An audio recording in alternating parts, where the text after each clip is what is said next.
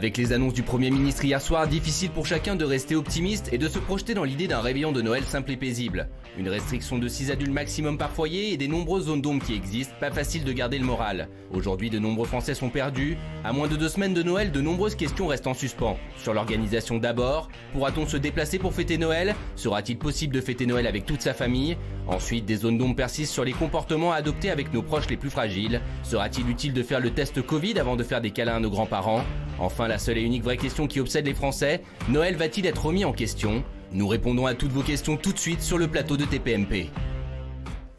Et nous sommes avec M. Da Silva, député En Marche de l'Oise. Merci d'être là. Bonsoir, merci beaucoup Cyril. de répondre à nos questions. Alors, pourra-t-on se déplacer pour fêter Noël?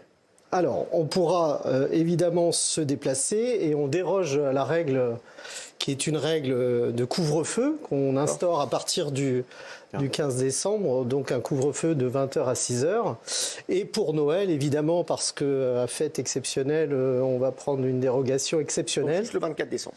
Juste le 24 décembre, oui. Juste il n'y le aura 24 pas de couvre-feu. Parce que le 24 décembre, on pourra aller se déplacer en famille. Donc, voilà, on peut se déplacer même dans toute la France? Oui, dans toute la France, et ça c'est vrai déjà à partir du 15 décembre, c'est-à-dire qu'on lève effectivement les contraintes et on pourra se déplacer d'un département à l'autre. Après, à Noël, voilà, c'est une fête, évidemment, qu'on soit chrétien ou pas, je dirais c'est la fête des enfants, c'est un moment exceptionnel pour beaucoup de familles.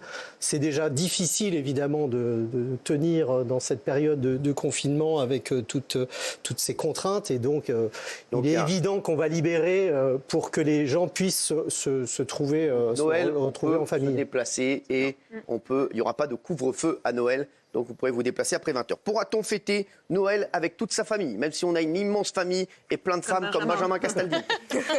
Alors, comment on fait, monsieur le député? Non, on ne pourra pas et on ne conseille pas, évidemment. Et après, il n'y aura pas, évidemment, de policiers devant chez vous pour contrôler si vous êtes plus de 6 adultes. Parce que je dirais que la jauge, on est parti sur 6 adultes. Donc ça ne compte pas les enfants de moins de 12 ans. Vous l'avez rappelé tout à l'heure. D'accord, oui. Et donc, ça permet quand même à une très large majorité de familles, en tout cas le premier cercle familial, de fêter Noël.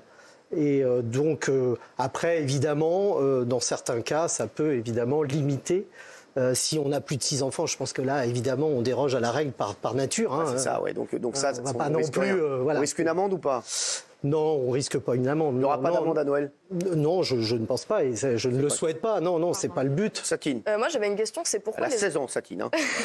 C'est pourquoi les enfants de 12 ans? Enfin, pourquoi de 12 ans Ouais. C'est quoi qui change? C'est un gosse de 13 ans? C'est quoi? Alors, parce qu'on considère effectivement que les interactions sociales pour un enfant au-delà d'un certain âge sont sans doute assimilées à des interactions qu'on peut avoir entre adultes, et je dirais même que bien au-delà, parfois. Donc c'est vrai qu'à l'adolescence, on prend plus de risques, et donc cette jauge, encore une fois, c'est une jauge, effectivement. Un enfant qui sort pas, qui a 16 ans, évidemment, aura sans doute, portera moins de risques à sa famille que peut-être un enfant qui traîne dans la rue et qui côtoie énormément de personnes. Mais encore une fois, on est obligé d'établir des règles. Elles sont parfois, effectivement, mal comprises. Mais est-ce qu'on pourra faire les courses de Noël? Est-ce qu'on pourra faire les courses de Noël? Oui, bien sûr, d'ores et déjà. On peut faire... La seule chose qui encadrera ces achats de Noël sera le couvre-feu à 20h. Les magasins seront donc fermés.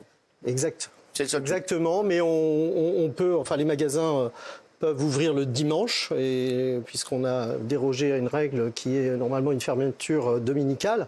Donc les magasins restent ouverts le dimanche, enfin pour les magasins qui le souhaitent et qui le peuvent.